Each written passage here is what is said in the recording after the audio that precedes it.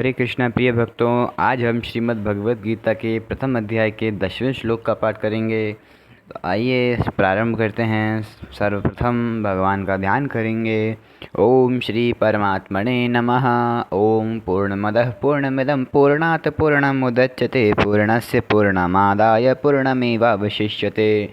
श्रीमद्भगवद्गीता। गजाननं भूतगणादिसेवितं कपितजम्बूफलचारुभक्षणम् उमासुतं शोकविनाशकारकं नमामि विघ्नेश्वरपादकपङ्कजं। ध्यानाभ्यासवशीकृतेन मनसा तन्निर्गुणं निष्क्रियं ज्योतिः किञ्चन योगिनो यदि परं पश्यन्ति पश्यन्तु ते। अस्माकं तु तदेव लोचनचमत्काराय भूयाच्चिरं कलिन्दे पुलिनोत्तरे किमपि यन्निर्लं बहुधावति। यावन्निरञ्जनमदं पुरुषं जरन्तं संचिन्तयामि निखिलजगति स्फुरन्तं तावद्बलात् स्फुरन्ति हन्त हृदन्तरे मे गोपस्य कोऽपि शिशुरञ्जपुञ्जमञ्जुः। न विद्यां येषां शीर्णः शरणमपि शरणच्च गुणाः परित्यक्ता लोकैरपि वृजनियुक्ताः श्रुतिजडाः शरण्यं यं ते अपि सद्गुणमाश्रित्य सुजनाः विमुक्तास्तं वन्दे यदुपतिमहं कृष्णमबलजं। यस्य श्रीकरुणानवस्य करुणालेशेन बालो ध्रुवः स्वेष्टं प्राप्य समायधाम समगात्रं कोऽप्यविन्दच्छ्रियं। याता मुक्तिमजाविलादिपतिताः शैलोऽपि पूज्यो अभवत् तं श्रीमाधवमाश्रित्येष्टदमहं नित्यं शरण्यं भजे। वसुदेवसुतं देवं कंसचारुणमर्दनं देवकी परमानन्दं कृष्णं वन्दे जगद्गुरुं नारायणं नमस्कृत्य नरं चैव नरोत्तमं देवीं सरस्वतीं व्यासं ततो जयमुदीरयेत्। जय श्री कृष्ण कृष्ण कृष्ण हरे हरे हरे राम राम राम हरे हरे। तो हमारा आज का श्लोक के संबंध।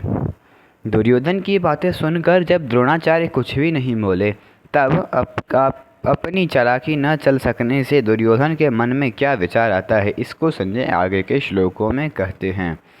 अगर आपने इसे पिछले वीडियो को नहीं देखा है तो डिस्क्रिप्शन बॉक्स में पिछले 3 वीडियोस का लिंक है, आप वहां से वीडियोस को देख सकते हैं। तो मैं थोड़ा सा आपको बता देता हूं कि पिछले श्लोकों में क्या हुआ।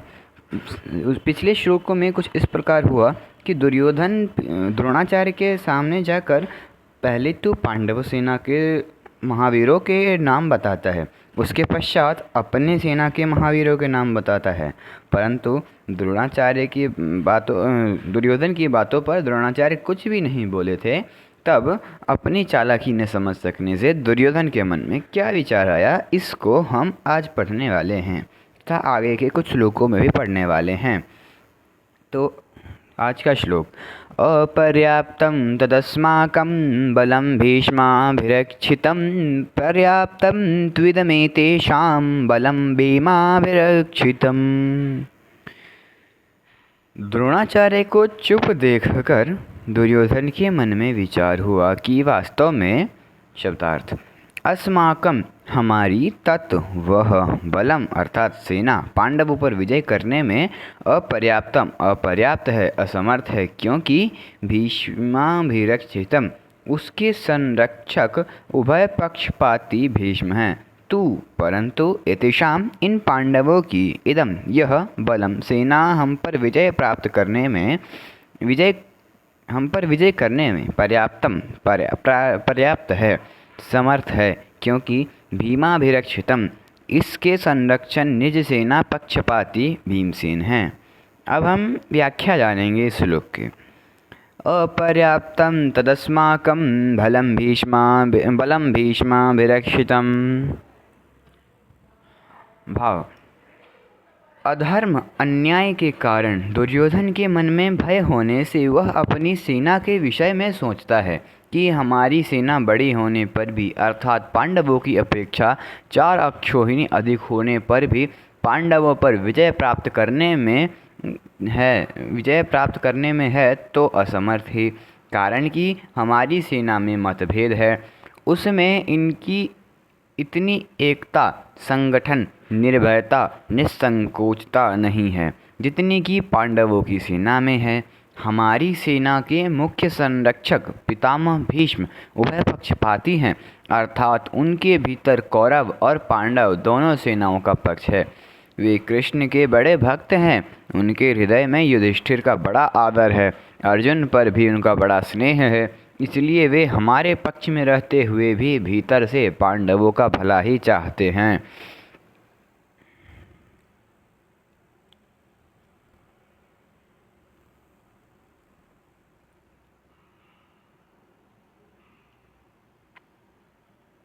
वे ही भीष्म हमारी सेना के मुख्य सेनापति हैं। ऐसी दशा में हमारी सेना पांडवों के मुकाबले कैसे समर्थ हो सकती है? नहीं हो सकती। पर्याप्तं त्विदमेतेषां बलं भीमाभिरक्षितम्। परंतु यह जो पांडवों की सेना है, यह हमारे पर विजय करने में समर्थ है, कारण कि इनकी सेना में मतभेद नहीं है, प्रत्युत सभी एक मत होकर संगठित हैं। इनकी सेना का संरक्षक बलवान भीमसेन है, जो कि बचपन से ही मेरे को हराता आया है। यह अकेला ही मेरे सहित 100 भाइयों को मारने की प्रतिज्ञा कर चुका है, अर्थात यह हमारा नाश करने पर तुला हुआ है। इसका शरीर वज्र के समान मजबूत है। इसको मैंने जहर पिलाया था तो भी यह नहीं मरा। यह भीमसेन पांडवों की सेना का संरक्षक है, इसलिए यह सेना वास्तव में समर्थ है, पूर्ण है। यहाँ एक शंका हो सकती है कि दुर्योधन ने अपनी सेना के संरक्षक के लिए भीष्म जी का नाम लिया, जो कि सेनापति के पद पर नियुक्त हैं, परंतु पांडव सेना के संरक्षक के लिए भीमसेन का नाम लिया, जो कि सेनापति नहीं है। इसका समाधान यह है कि दुर्योधन इस समय सेनापतियों की बात नहीं सोच रहा है, किंतु दोनों सेनाओं की शक्ति के विषय में सोच रहा है। किंतु दोनों सेनाओं की शक्ति के विषय में सोच रहा है कि किस सेना की शक्ति अधिक है। दुर्योधन पर आरंभ से ही भीमसेन की शक्ति का, बलवत्ता का अधिक प्रभाव पड़ा है, अतः वह पांडव सेना के संरक्षक के लिए भीमसेन का ही नाम लेता है। यहाँ विशेष बात यह है, अर्जुन कौरव सेना को देखकर किसी के पास न जाकर हाथ में धनुष उठाते हैं, पर दुर्योधन पांडव सेना को देखकर द्रोणाचार्य के पास जाता है और उनसे पांडवों की व्यूह रचना युक्त सेना को देखने के लिए कहता है। इससे सिद्ध होता है कि दुर्योधन के हृदय में भय बैठा हुआ है।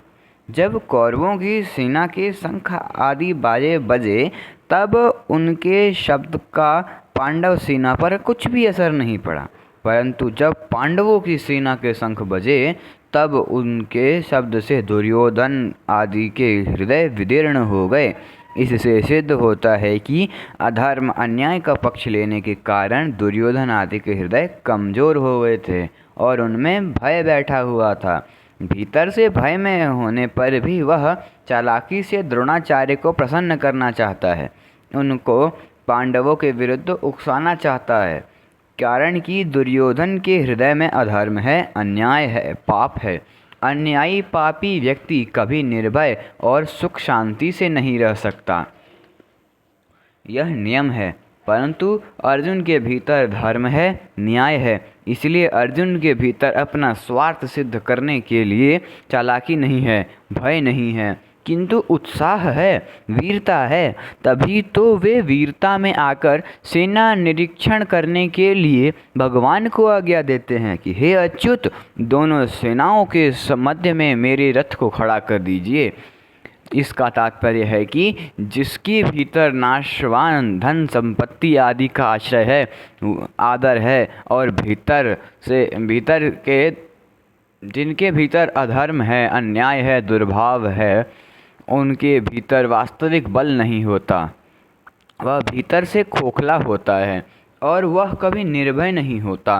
परंतु जिसके भीतर अपने धर्म का पालन है और भगवान का आश्रय है, वह कभी भयभीत नहीं होता, उसका बल सच्चा होता है, वह सदा निश्चित और निर्भय रहता है। अतः अपना कल्याण चाहने वाले साधकों को अधर्म, अन्याय आदि का सर्वथा त्याग करके और एकमात्र भगवान का आश्रय लेकर भगवत प्रीत्यर्थ अपने धर्म का अनुष्ठान करना चाहिए।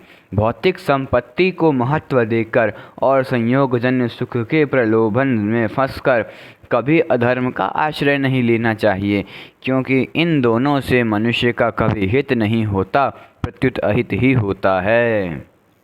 परिशिष्ट भाव है, अर्जुन ने अस्त्र शस्त्रों से सुसज्जित नारायणी सेना को छोड़कर निशस्त्र भगवान श्री कृष्ण को स्वीकार किया था। और दुर्योधन ने भगवान को छोड़कर उनकी नारायणी सेना को स्वीकार किया था। तात्पर्य है कि अर्जुन की दृष्टि भगवान पर थी और दुर्योधन की दृष्टि वैभव पर थी। जिसकी दृष्टि भगवान पर होती है उनका हृदय बलवान होता है, क्योंकि भगवान का बल सच्चा है, परंतु जिसकी दृष्टि सांसारिक वैभव पर होती है उसका हृदय कमज़ोर होता है, क्योंकि संसार का बल कच्चा है। आज का यह श्लोक पूर्ण हुआ। अब हम कल जिस श्लोक के बारे में पढ़ेंगे उसका संबंध। अब दुर्योधन पितामह भीष्म को प्रसन्न करने के लिए अपनी सेना के सभी महारथियों से कहता है, अयनेषु च सर्वेषु यथा भागमवस्थितः भीष्ममेवाभिरक्षन्तु भवन्तः सर्व एव हि। कल हम श्रीमद् भगवद गीता के प्रथम अध्याय के 11वें श्लोक को पढ़ेंगे, जो कि यह है। अगर आपको यह वीडियो पसंद आया तो वीडियो को लाइक करें, अगर अपने दोस्तों के साथ शेयर नहीं किया तो शेयर करें, अगर अभी तक आपने चैनल को सब्सक्राइब नहीं किया तो सब्सक्राइब अवश्य कर लें। हरे कृष्णा।